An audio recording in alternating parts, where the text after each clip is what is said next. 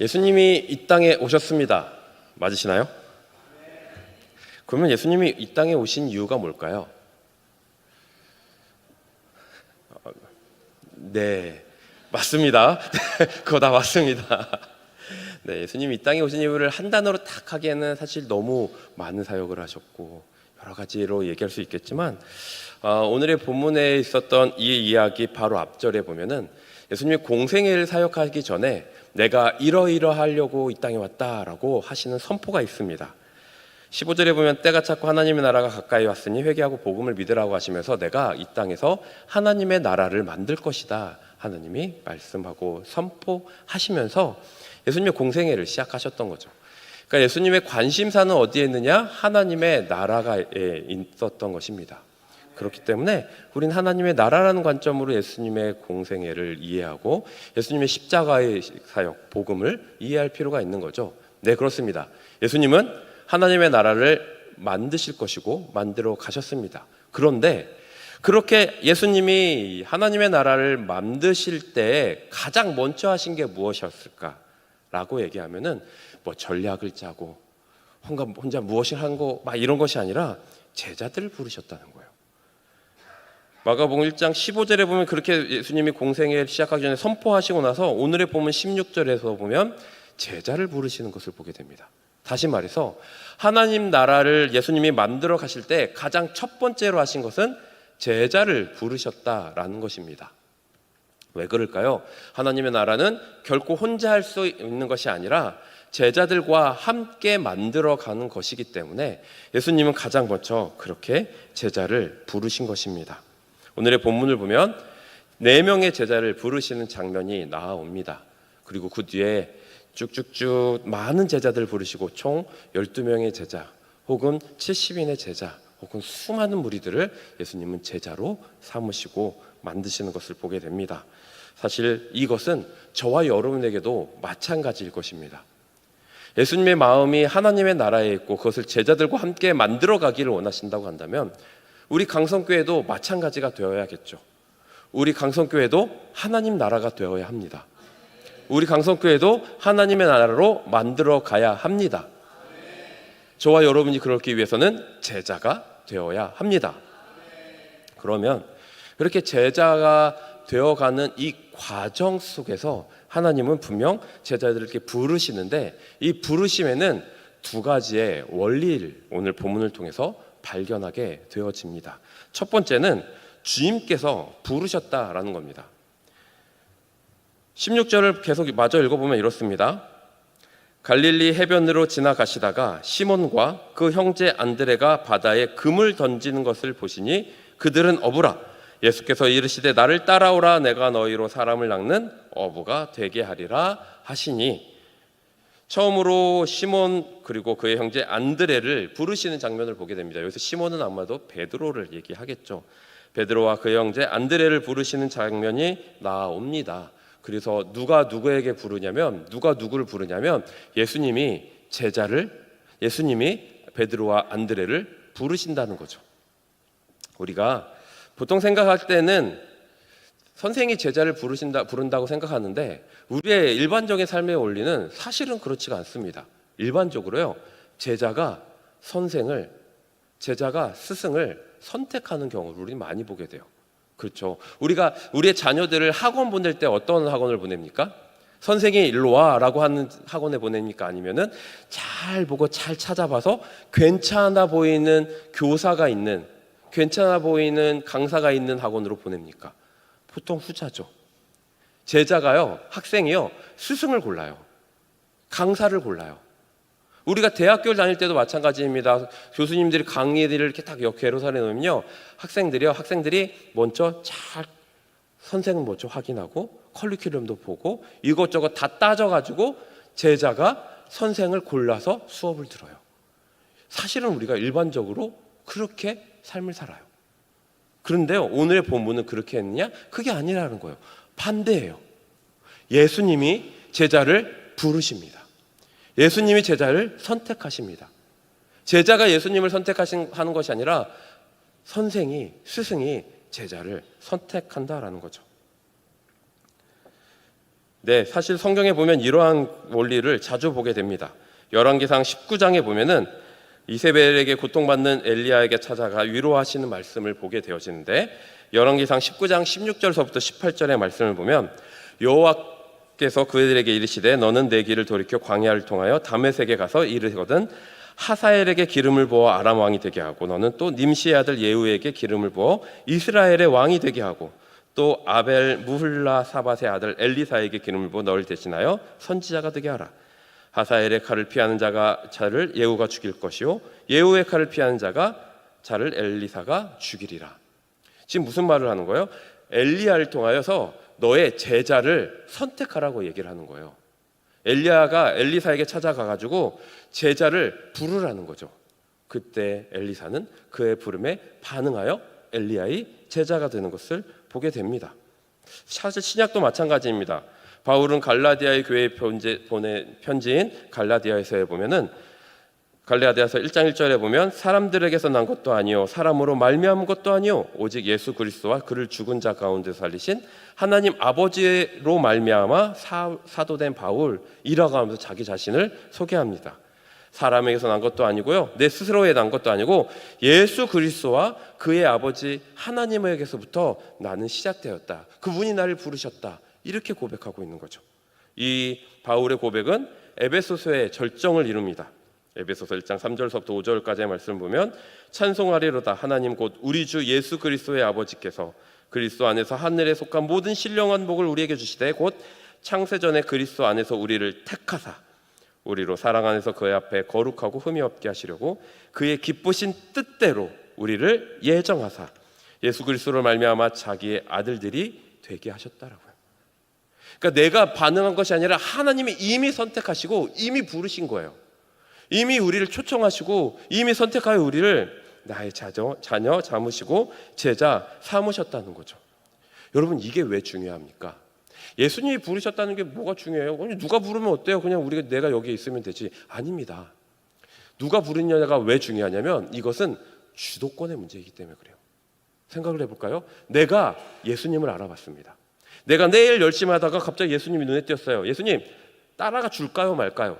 제자가 되어 드릴까요 말까요? 원하세요? 알겠습니다. 제가 따라가 주죠. 이러면 어떻게 되는 거예요? 내가 선택한 거예요. 주도권이 누구에게 있는 거예요? 내가 해드렸으니 나에게 있는 거예요. 그런데 성경은요 그게 아니라고 얘기하는 거죠. 내 의사와 상관없이 주님이 선택하셨습니다. 나를 이미 선택하셨습니다. 언제요? 창세전부터 이미 선택하시고 이끌고 가시다가 부르시고 여기까지 인도하신 거예요. 그럼 당연히 주도권을 누구에게 드려야 됩니까? 하나님에게 드려야 되는 거예요. 예수님에게 드려야 되는 거예요. 그래서요 성경이 말하는 제자는요 나의 모든 주도권을 마땅히 나를 선택하시고 나를 부르신 하나님께 예수님께 드리는 자, 이러한 자가 마땅히 제자가 되어야 하는 거죠. 사랑하는 여러분, 이 원리가 저와 여러분에게도 마땅히 흘러야 될 줄 믿습니다. 우리가 신앙생활을 한다 하면서도 여전히 때로는 우리의 삶이 어떠한 모습이 있냐면 나의 주도권을 주님께 드리기 원치 않는 모습을 보게 돼요. 주님이 나의 구원자 되시는 것은 너무 감사하고 너무 좋아요. 날 위하여 십자가에 달리시고 부활하셨다니요. 너무 감사해요. 근데요, 나의 주인은 되어주지 마세요. 나의 구주가 되는 것은 좀 꺼림칙해요. 내 주인은 내가 되고 싶은데 하나님이 내 주인이 되시고 나를 이끌고 가신다고요? 별로 원치 않아요. 나의 구원자만 되시고요. 나의 구주는 되어주지 마세요. 사실 우리의 삶의 모습을 돌아보면 이런 경우가 너무 많다는 거죠. 제가 주님 제자가 되고 싶은데요. 내 멋대로 하는 제자, 내 맘대로 하는 제자, 내가 하고 싶은 대로 하는 제자가 되고 싶어요. 하나님 제자가 되어드릴 테지만 내 삶에 간섭은 하지 마세요. 때로는 우리의 모습의 고백이 이러한 고백일 경우가 너무 많다는 거죠. 그런데 성경은 하나님의 제자는 그러한 삶을 살아서는 안 된다라고 얘기하고 있는 거죠. 동방에 아무로도 모르는 아브라함을 하나님은 찾아가셔서 그를 부르시고 그를 믿음의 조상으로 선택하여 부르셨습니다. 삶의 패배자로 광야에서 양치던 모세를 하나님은 찾아가셔서 하나님의 산 호렙에서 그를 부르시고 구원의 놀라운 일을 하게 하셨습니다.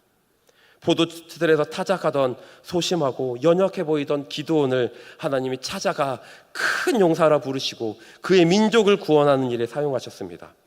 각자의 삶에 나름 충실하던 사람들을 예수님은 직접 찾아가 부르시고 선택하여서 예수님의 제자로 만드셨습니다. 자신의 헛된 열정으로, 잘못된 열정으로, 잘못된 삶의 방향으로 살아가던 그 바울을 다음의 세계에 가는 길 위에서 예수님은 만나주셨고 열방의 전도자로 만드셨습니다.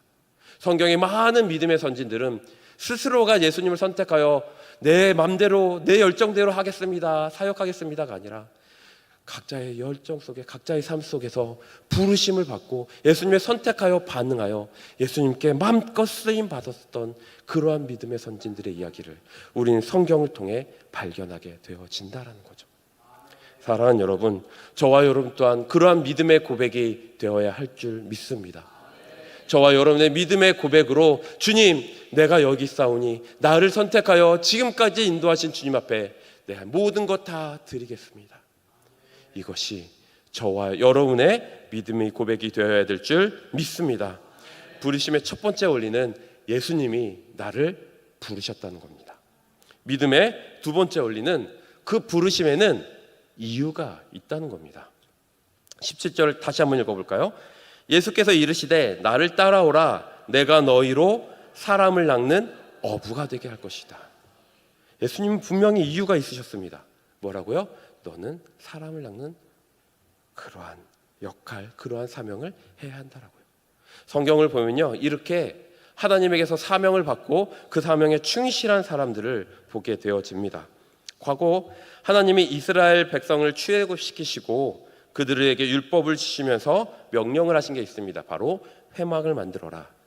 그래서 많은 이들이 그에 필요한 물자를 자원하는 마음으로 드림으로써 회막을 만듭니다. 그런데 그 회막을 만드는 일에 있어서도 하나님은 아무에게나 마구잡이로 시키지 않으십니다.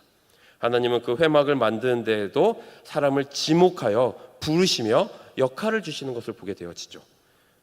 출애굽기 31장 1절에서부터 2절까지의 말씀을 보면 여호와께서 모세에게 말씀하여 이르시되 내가 유다 지파 홀의 손자요 우리의 아들인 부살레를 지명하여 부르고 6절의 마지막 말씀을 보면 내가 또 단지파 아히사막의 아들 오홀리압을 세워 그와 함께하게 하며 지혜로운 마음이 있는 모든 자에게 내가 지혜를 주어 그들이 내가 내게 명령한 것을 다 만들게 할지니라.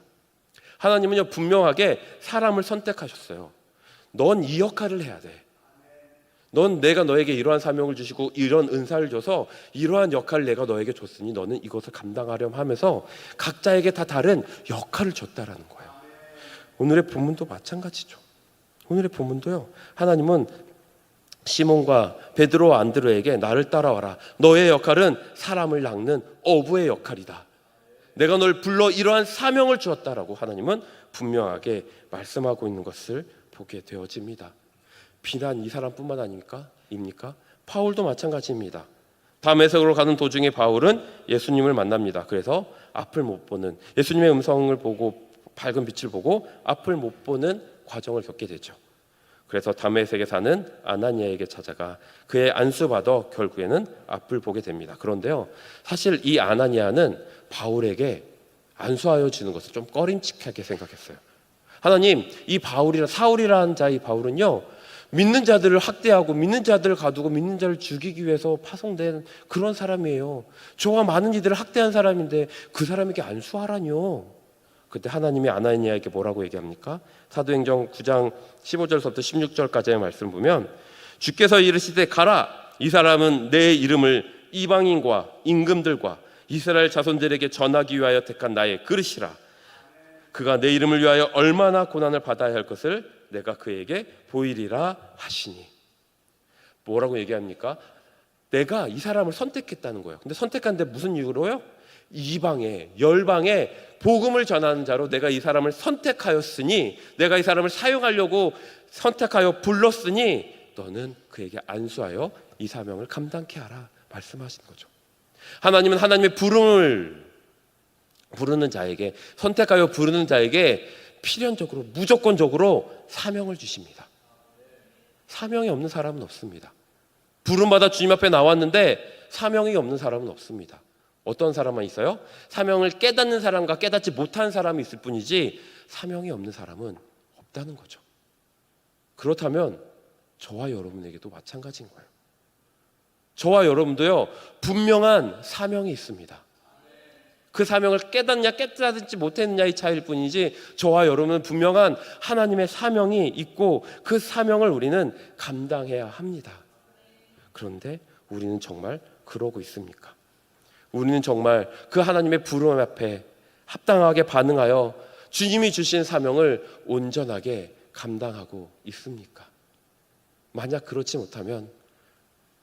못하다고 한다면 우리는 다시 한번 우리의 모습을 돌아보고 우리의 열정을 돌아보고 주님의 그 부르심의 때를 다시 한번 기억해 볼 필요가 있을 거예요.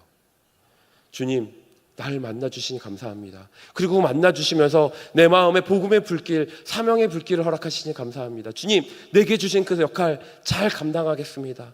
지금 내가 그 열정을 잃어버려서 때로는 뒤로 하고 때로는 내가 흐지부지 된 나의 모습이 있지만 주님, 복음의 믿음의 선진들이 그랬던 것처럼 나 또한 그 사명 잘 파악하고 잘 이해하고 잘 분별하여 감당하겠습니다.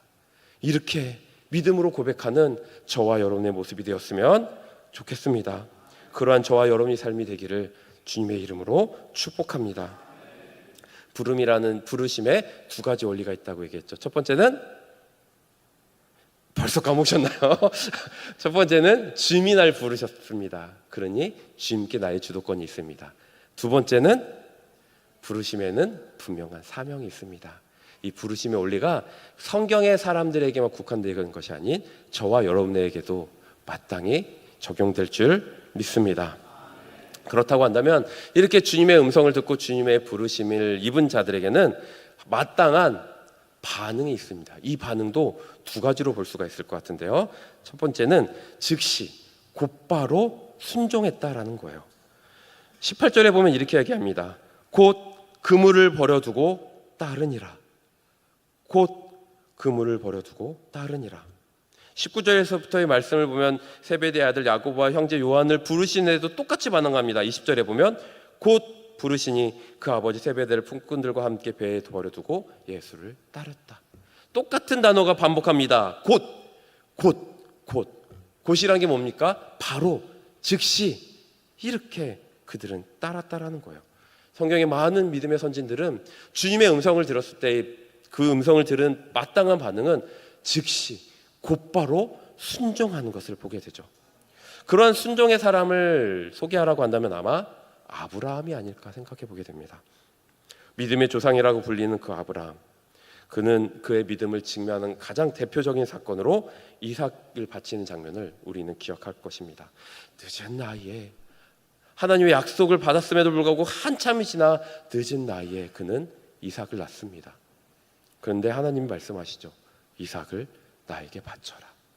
이삭을 나에게 번제로 드려라.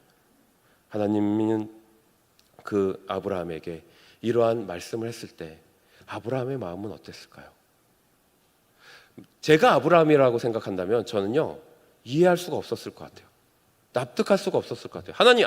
하나님이 주신 자녀입니다. 더군다나 이거 언약의 자손이고 약속의 아들입니다. 이 사람을 바치라고, 이 아들을 바치라고요? 전 도저히 이해가 안 돼서 계속 기도했을 것 같아요. 하나님 맞아요? 진짜요? 맞아요? 하나님 음성 맞아요? 아닌 것 같은데 다시 한번 들려주실래요? 이거 맞아요? 계속 내가 원하는 대답 들을 때까지 계속 질문하며 기도했을 것 같아요. 근데 성경을 보면요, 아브라함은 전혀 반대의 모습을 보여줍니다. 창세기 22장 3절에 보니까요, 아브라함이 아침에 일찍이 일어나 나귀의 안장을 지우고 두 종과 그의 아들 이삭을 데리고 번제했을 나무를 쪼개어 가지고 떠나 하나님이 자기에게 일러주신 곳으로 갔다라고요. 아침에 일찍이 일어나. 그 전날 들은 그 음성을 아브라함은 기억하고 즉각적으로 순종하되 아침 일찍 반응하는 것을 보게 되어지는 거죠. 네, 그렇습니다. 오늘의 본문도 그렇고 아브라함도 그렇고 또 우리의 모범이 되는 믿음의 많은 선진들도 그렇고 하나님의 음성이 들려졌을 때 그들은 의심하지도 않았고 계산하지도 않았고 즉각적으로 순종하는 것을 보게 되어지는 거죠. 오늘 본문의 이 4명의 제자도 마찬가지고 말이죠. 사랑하는 여러분, 성경은 우리에게 뭐라고 얘기합니까? 즉각적으로 순종하라고 얘기를 해요. 즉각적으로 하나님의 말씀에 반응하라고 얘기를 해요. 그렇다면 우리는 왜 이런 믿음의 많은, 성경에서 우리에게 교훈으로 주는 믿음의 많은 그런 선진들과 다르게 왜 우리는 하나님 음성 앞에 즉각적으로 순종하지 못하는 걸까요? 도대체 우리는 왜 그렇지 못하는 걸까요? 아마 그것은 여러 가지가 있겠지만 제가 묵상하며 크게 2가지가 떠오르더라고요. 첫 번째는 게으름이고요. 2번째는 자기의 주도권을 놓지 않으려고 하는 교만, 너무 바쁜 자기의 삶 때문은 아닐까요? 내가 너무 게을러서 들었음에도 불구하고 네, 해야죠. 내일 할게요. 내일 또 지났네요. 모레 할게요. 모레 지났네요. 계속 미루고 게을러서 미루다가 하나님 복창 터질 때까지 이렇게 미루다가 결국에는 끌려가든 우리의 모습. 또 한편으로는 너무 바빠서 주님의 일이 자꾸 뒤로 가는 것은 아닐까요? 누가복음 14장에 보면요, 천국 잔치 비유가 나타나요. 어떤 사람이 큰 잔치를 베풀었습니다. 그래서 종들을 시켜서 많은 사람들 총대합니다. 내가 큰 잔치를 벌였으니 같이 이 잔치를 즐깁시다 라면서 초청해요. 근데요, 종들이 사람을 찾아가서 초청장을 날리면서 오십시오 했는데 그 사람들이 오냐면 오지 않습니다. 왜 오지 않냐면 누가복음 14장 18절서부터 20절까지의 말씀을 보면 다 일치하게 사양하여 한 사람은 이르되 나는 밭을 샀음에 아무래도 나아가 보아야겠으니 청하건대 나를 양해하도록 하라 하고, 또 한 사람은 이르되 나는 소 5겨리를 샀음에 시험하러 가니 청하건대 나를 양해하도록 하라 하고, 또 한 사람은 이르되 나는 장가 들었으니 그러므로 가지 못하겠노라 하느니라. 일관되게 사양하는 이유가 뭡니까? 나 지금 바쁘다 이거예요. 내가 지금 오늘 내가 해야 될 내 일이 있다는 거예요. 내 일이 있으니 하나님의 일은 못하겠다는 거예요. 내가 지금 내 일에 너무 바쁘니 하나님의 일을, 하나님의 잔치에는 나중에 가겠다라는 거예요. 이 주인은 이해합니까? 아닙니다. 도리어 분노합니다. 그리고서는 그 천국 잔치에 그들은 못 가고 다른 이들을 초대하며 다른 이들에게 기회가 넘어가는 것을 보게 되죠. 너무 바빠서, 내 일에 너무 정신이 없어서, 내 일이 우선이 되어서 하나님의 일은 뒤로, 하나님을 만나는 일은 뒤로, 하나님이 주신 사명엔 뒤로, 하나님의 일과 나의 일 중에 여전히 교만하여 우선순위가 나에게 있어 나의 일 먼저 하고 시간 남으면 하나님 일 해드릴게요. 혹여 우리의 모습은 그런 모습 아닙니까? 그러니 즉각적으로 순종하지 못하는 것은 아닐까요? 우리는 너무나 자주 신앙생활을 취미생활로 착각해요. 내일 다 하고 즐거움은 나중에 시간 남으면 해도 되는 그런 취미 색깔로. 근데 정말 그렇습니까?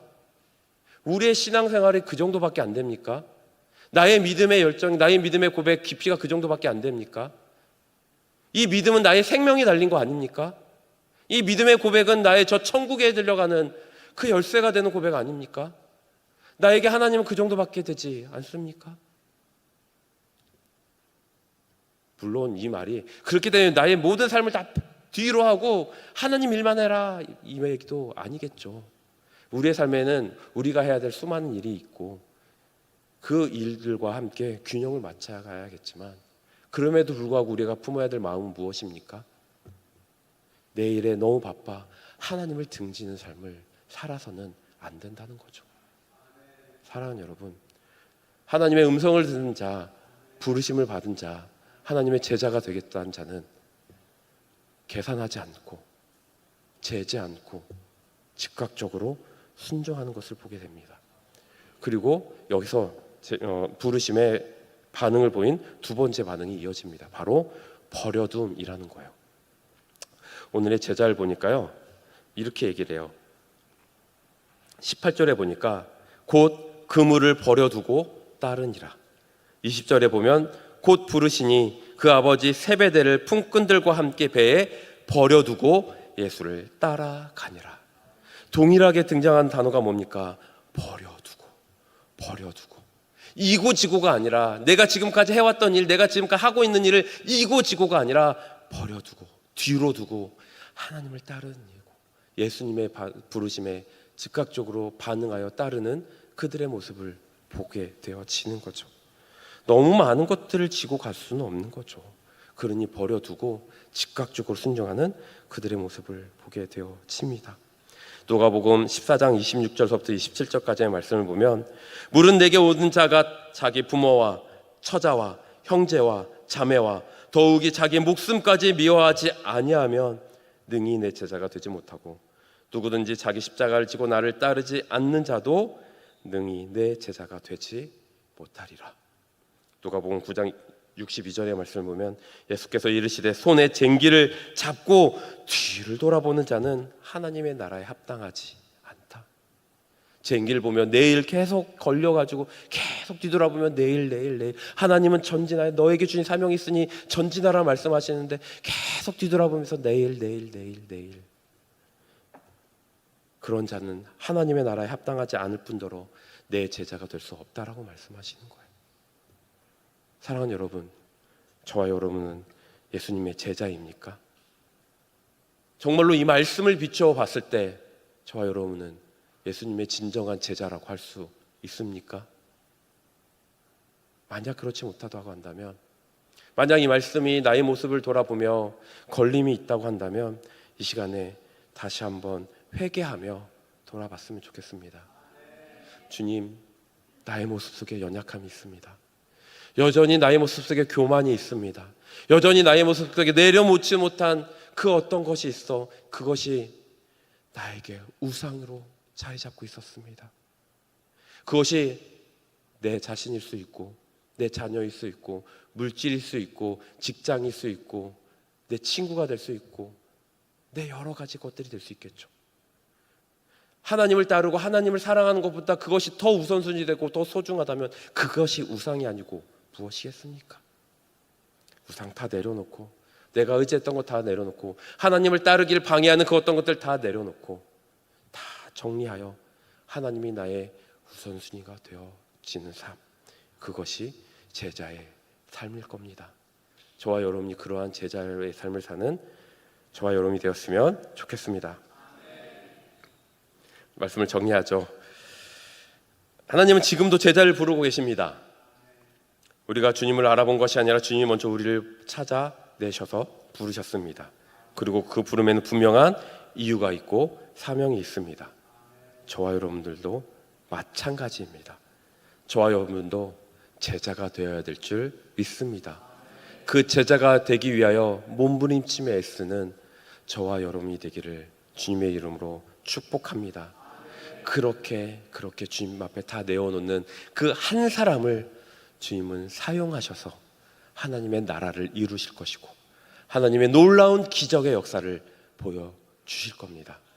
그것을 믿음으로 고백하며 제자를 사모하는 저와 여러분이 되기를 주님의 이름으로 축복합니다. 기도하겠습니다. 하나님, 오늘의 말씀을 돌아보며 나의 모습을 돌아봅니다. 나는 그리스도인이라 날 소개하고, 난 주님의 제자라 이야기하며, 난 주님을 따르겠습니다 지금까지 고백했지만, 입술로는 그렇게 이야기했지만 사실 나의 모습을 돌아보면 제자의 모습은 없었습니다. 제자의 자격은 없었습니다. 여전히 나보다, 하나님보다 내가 더 소중하고 하나님보다 더 소중한 것들이 너무 많은 삶을 살아가는 것 같은 것이 나의 모습이었음을 주님 앞에 겸손히 고백합니다. 주여, 이런 우리의 연약함 누구보다 잘 아시오니 불쌍히 여겨주시고 긍휼히 여겨주시옵소서. 이제는 우리의 심령이 회복되고 우리의 삶이 회복되어 그 부르심에 합당한 삶을 살아내기를 원합니다. 힘을 주시고 지혜를 주시고 능력을 주셔서 다시 깨닫게 하여 주셔서 주님의 부름에 합당한 삶을 살아낼 수 있도록 인도하시고 역사하여 주시옵소서. 예수님 이름으로 기도드렸습니다. 아멘.